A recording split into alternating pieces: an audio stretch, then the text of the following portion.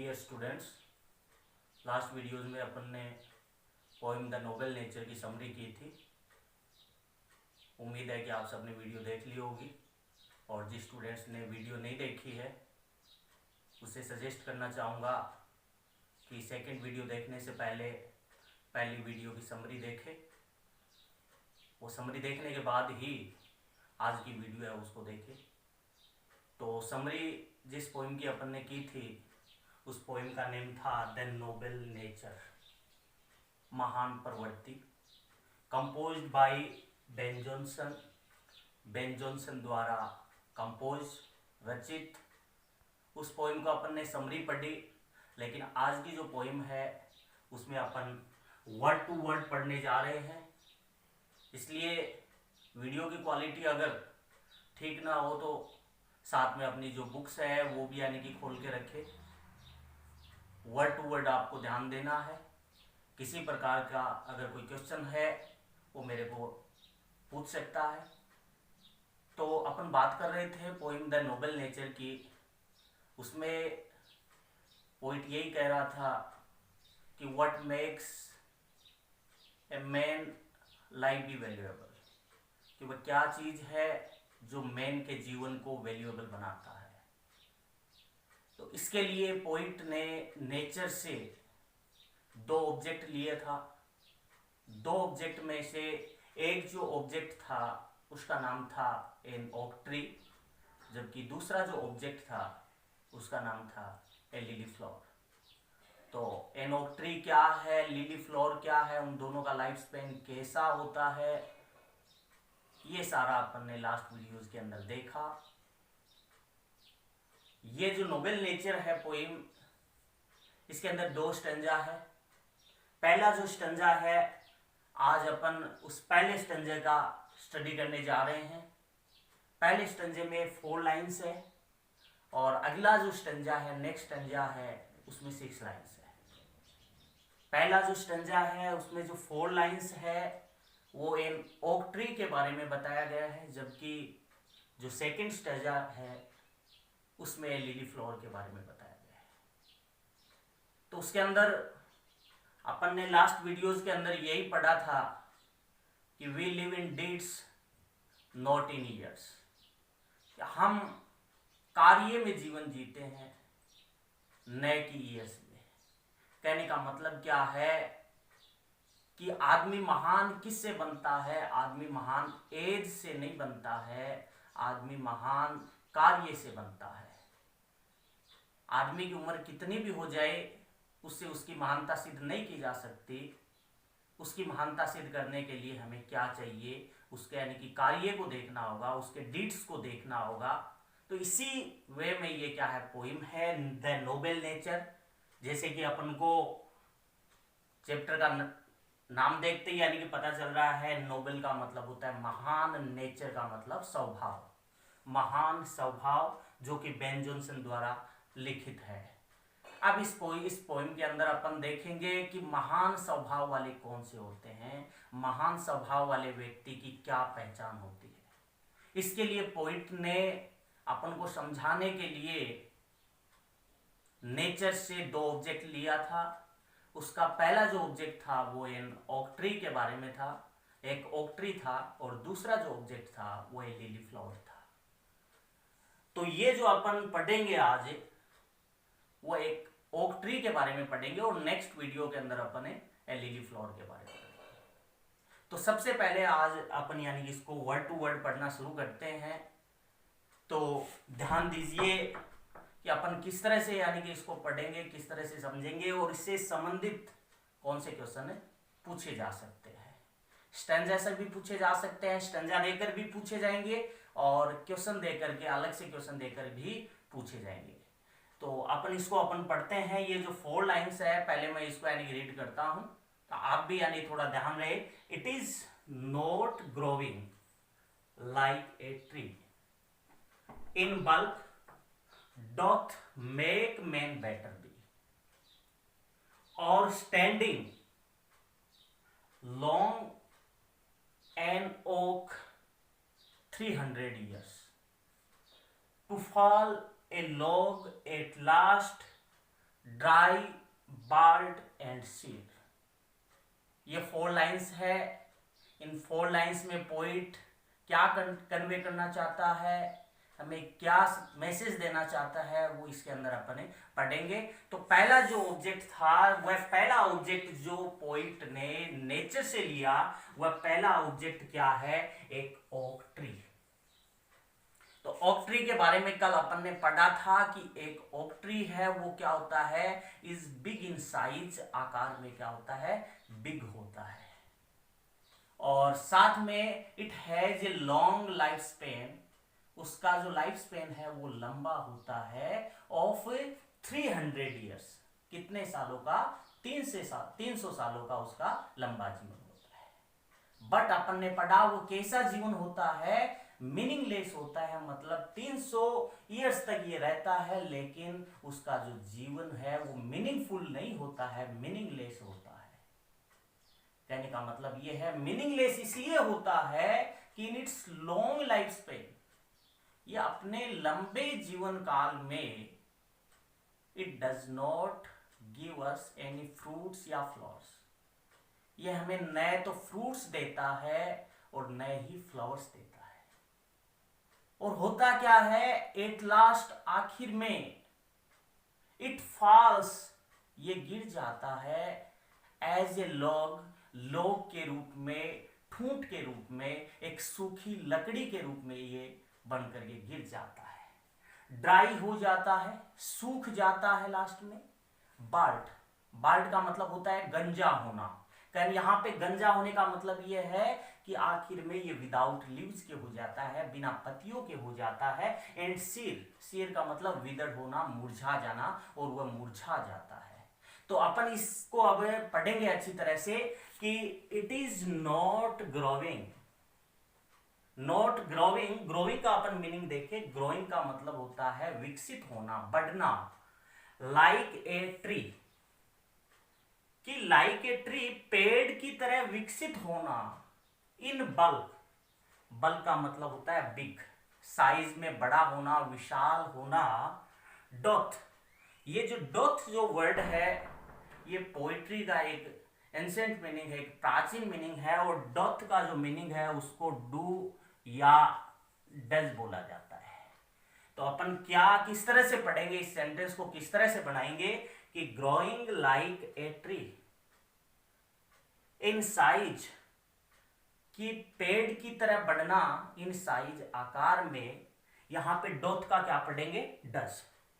Does not make man better be, आदमी को better नहीं बना सकता। कहने का मतलब ये है कि पेड़ की तरह बढ़ने से आदमी है वो बेटर नहीं बन सकता। या ये कह सकते हैं कि लॉन्ग लाइफ या big in size is not important, ये ज्यादा इंपॉर्टेंट नहीं है। कहने का मतलब यही है कि आदमी अगर पेड़, या अपन कहें और स्टैंडिंग, स्टैंडिंग का मतलब खड़े रहना, लॉन्ग लंबे समय तक खड़े रहना। एज एन ओक, एक ओक की तरह लंबे समय तक यानी कि खड़े रहना। ओक की जो लाइफ स्पेन जो कि कितनी बताई थी मैंने, 300 ईयर्स, 300 सालों तक यानी कि ओक की तरह यानी कि खड़े रहना। और वह ओक जो कि क्या करता है, टू फॉल, गिर जाता है, ए लॉग, ठूंठ के रूप में, एट लास्ट, आखिर में, ड्राई होकर के, सूख करके, बाल्ड, विदाउट लीव्स होकर के, एंड सीर, मुरझा करके।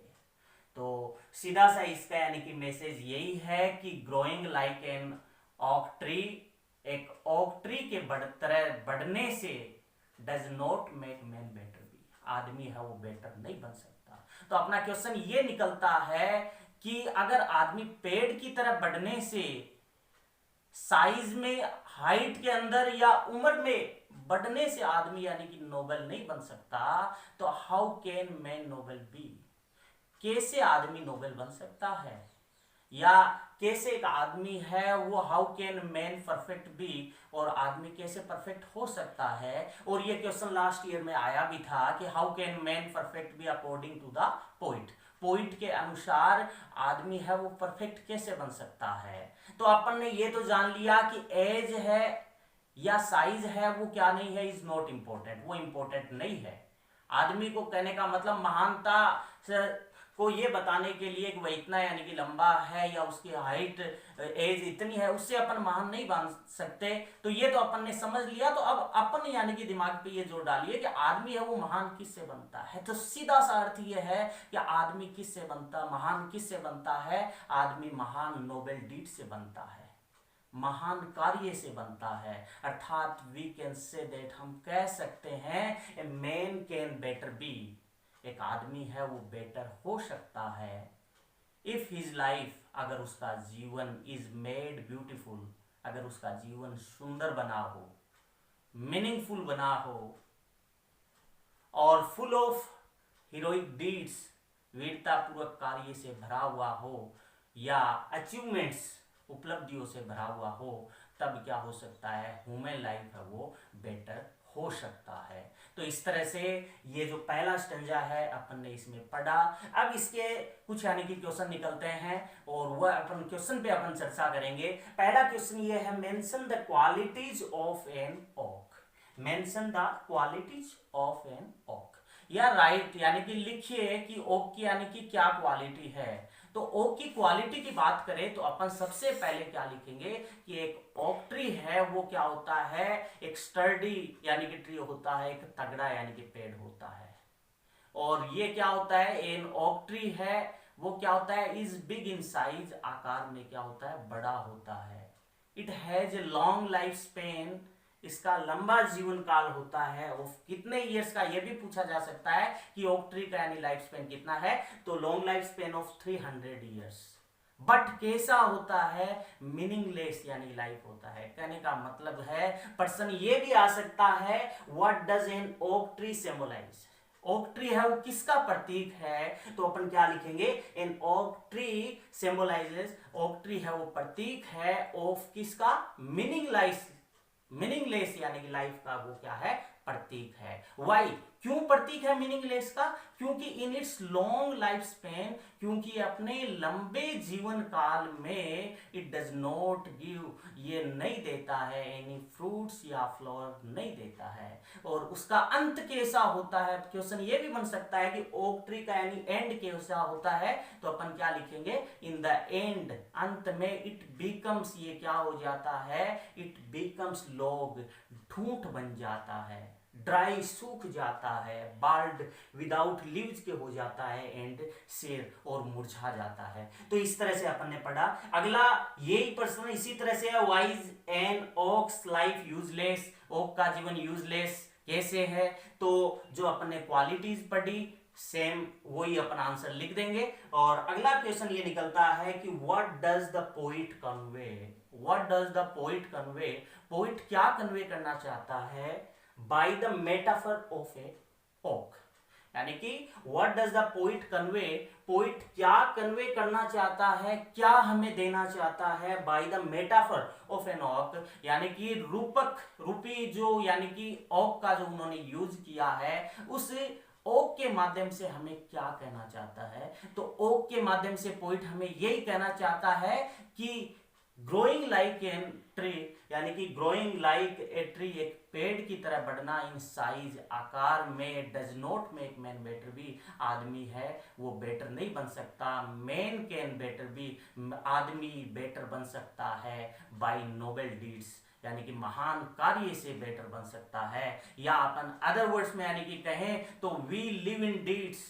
हम डीड्स में जीते हैं, नॉट ईयर्स, कहने का मतलब यह है हम कार्य को, कार्य के कारण याद रखे जाते हैं, न कि उम्र के कारण और एज के कारण हमें याद रखे जाते हैं। इसके अलावा स्टूडेंट्स कई बार क्या पूछा जाता है, पोइम का जो है वो राइम स्कीम पूछ ली जाती है कि एक स्टैंजा दिया होता है और स्टैंजा के नीचे क्वेश्चन आएगा और उसमें ये पूछ लिया जाता है कि right the rhyme scheme of the poem, कि पोइम की राइम स्कीम क्या है। तो राइम का मतलब होता है पोइम, कविता, और स्कीम का मतलब योजना। कि पोइम है वो किस यानी कि प्लानिंग से बनाई गई है, किस योजना से बनाई गई है। तो इसके लिए अपन यानी कि चर्चा करें तो पोइम के लिए यानी कि राइम स्कीम लिखना हो तो अपन क्या करेंगे, जो स्टैंजा जो दे रखा है उसका जो लास्ट वर्ड जो है, जैसे उसको अपन पहले अंडरलाइन करें। जैसे पहली जो लाइन है उसका लास्ट वर्ड क्या है, ट्री है, दूसरी लाइन का क्या है, बी है, और जो थर्ड लाइन है उसका ईयर है, और जो फोर्थ लाइन है उसका है सीयर।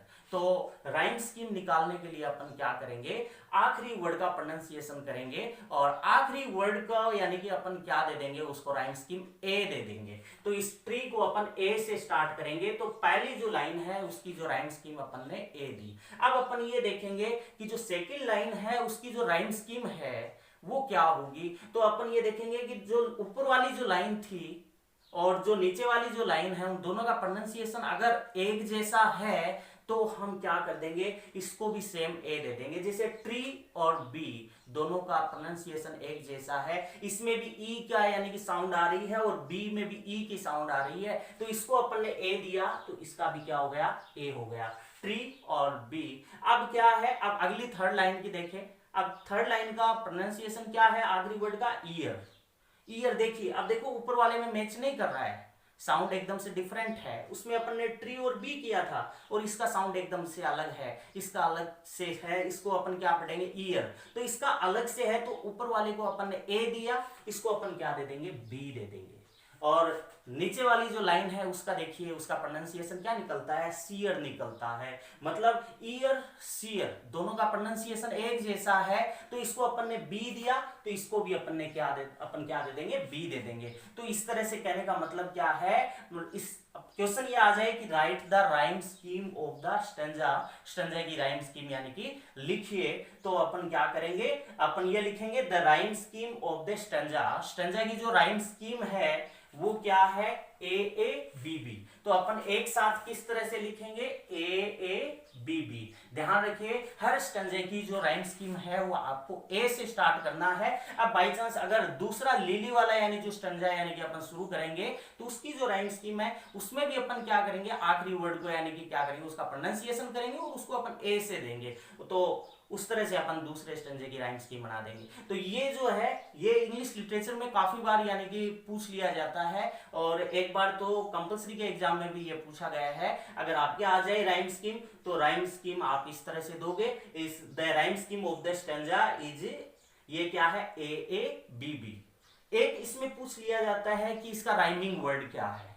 राइमिंग वर्ड तो अपन कहने का मतलब कौन से वर्ड है जिसमें राइमिंग बन रही है। तो अगर राइमिंग वर्ड आए तब आपको ए ए बी बी इस तरह से नहीं करना है, तब आप क्या लिखोगे, राइमिंग वर्ड है तब आपको केवल राइमिंग वर्ड ही लिखना है। जैसे राइमिंग वर्ड इसमें लास्ट के वर्ड लिखना है वो भी, जैसे ट्री और बी, तो अपन इस तरह से लिख देंगे ट्री बी, ये क्या है, राइमिंग वर्ड है। और दूसरी में क्या है, ईयर एंड सीयर। तो इस तरह से आप, ये लास्ट ईयर एग्जाम में आया था इंग्लिश लिटरेचर के यानी कि, तो आपके भी आ सकता है। तो इस तरह से राइम स्कीम और राइमिंग वर्ड का आपको यानी कि पता होना चाहिए। और एक दूसरा अगर इसमें अपन चर्चा करें, पहली जो लाइन है ये भी पूछा जा सकता है कि वह लाइन आइडेंटिफाई कीजिए जिसमें फिगर ऑफ स्पीच का यूज हुआ है। तो फिगर ऑफ स्पीच का मतलब होता है अलंकार। तो ये जो 4 लाइन्स है इसके अंदर फर्स्ट जो लाइन है इसके अंदर फिगर ऑफ स्पीच का प्रयोग हुआ है। तो फिगर ऑफ स्पीच अलंकार, और पहली जो लाइन हुआ है इसमें कौन से अलंकार का प्रयोग हुआ है, इसमें सिमिली अलंकार का प्रयोग हुआ है। सिमिली जिसको अपन क्या करते हैं, उपमा अलंकार बोलते हैं हिंदी के अंदर। और सिमिली अलंकार वो होता है जिसके अंदर समानता बताई जाती है और जिसके अंदर लाइक या एज दिया है। इंग्लिश में यानी सिमिली अलंकार की यानी कि पहचान क्या है, सेंटेंस में या तो लाइक दिया होगा या क्या दिया होगा, एज दिया होगा। तो जिस सेंटेंस में लाइक या एज दिया हो उस सेंटेंस को आप पूरे के पूरे सेंटेंस को आपको कॉपी कर देना है और आपको उसे कॉपी के अंदर उतार देना है। तो कहने का मतलब यहाँ पे क्या है, ग्रोइंग लाइक ए ट्री। तो यहाँ पे पेड़ की तरह बढ़ना, किसका बढ़ना, आदमी का, मैन का बढ़ना, ये बताया गया है। तो इसमें ये सिमिलरिटी बताई गई है और जिसमें सिमिलरिटी हो, लाइक और एज दिया हो तो उसके अंदर सिमिली का प्रयोग होगा। और ओक ट्री से संबंधित जितने भी क्वेश्चन बन रहे थे वो सारे क्वेश्चन आपको बताए। आई होप कि आप इसको अच्छी तरह से पढ़ोगे, वीडियो को बार बार देखोगे। और लेकिन इस वीडियो को देखने से पहले मैं सजेस्ट करना चाहूंगा कि अगर आपने लास्ट वीडियो अगर नहीं देखी है तो पहले वो वीडियो देखिए, और अगली वीडियो के अंदर अपन लिली फ्लावर के बारे में अपन पढ़ेंगे, और उसके नेक्स्ट जो इस पोइम से संबंधित जो भी क्वेश्चन आंसर और होंगे आपको होमवर्क के लिए दिया जाएगा, और उसके बाद आपका टेस्ट होगा। तो उसके लिए अपनी जो तैयारी है वो साथ करते रहे। Thank you.